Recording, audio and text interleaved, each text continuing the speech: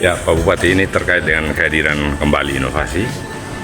Mungkin bisa dijelaskan sedikit terkait dengan sinkronisasi antara hadirnya inovasi kembali dengan visi dan misi Pak Bupati. Terkait dengan visi dan misi, memang ini menjadi visi kami untuk 2025-2030.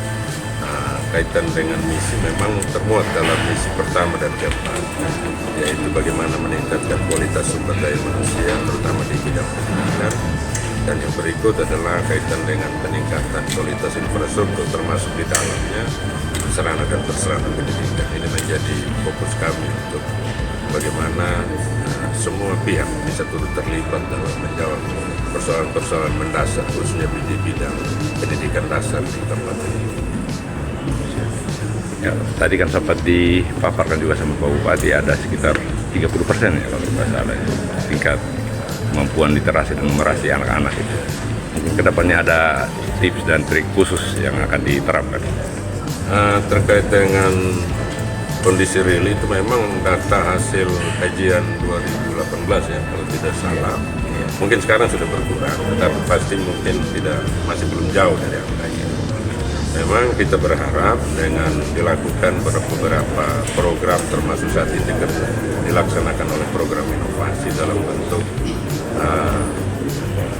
bagaimana memberikan semacam perubahan dari sisi cara mengajar, kemudian kurikulum yang disesuaikan juga dengan kondisi anak-anak kita yang ada di daerah-daerah yang memang tingkat literasinya rendah.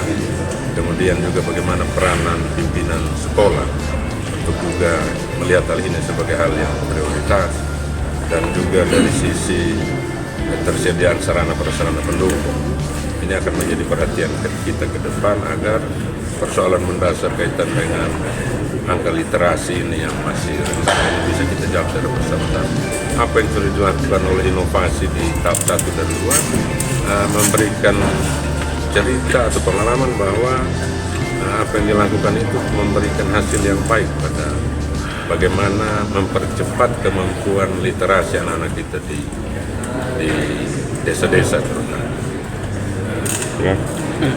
Pak Bupati, tadi di ujung itu ada kepala sekolah yang di ini ya, Pak Bupati punya. Digantikan. Itu masalah apa sebenarnya itu Pak Bupati? Itu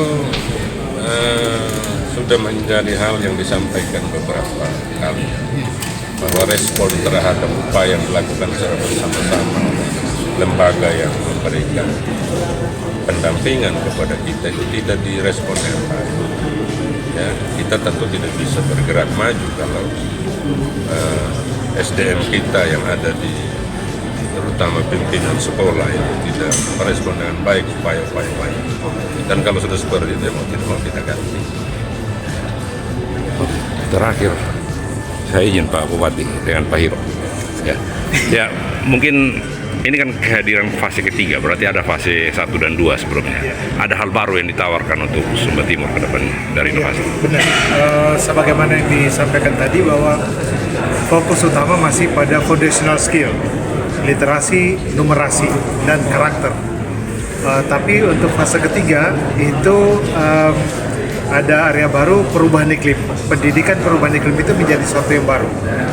Kalau kita di Sumba Timur ini, perubahan iklim ini kita rasakan dampaknya ketika siklon Seroja kita terparah ya untuk di NTT di samping Kupang.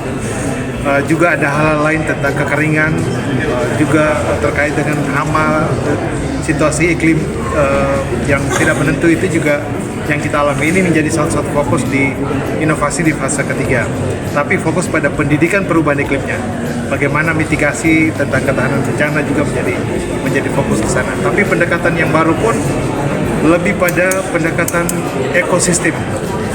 Dulu menempatkan staf relatif cukup banyak ya dibanding dengan fase kedua dan ketiga. Tapi dengan kemitraan, dengan bekerja dalam ekosistem itu menjadi kekhasan di fase ketiga ini. Demikian.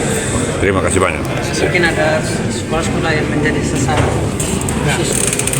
Kalau untuk di fase ketiga kita lebih bekerja di level sistem dan ekosistem.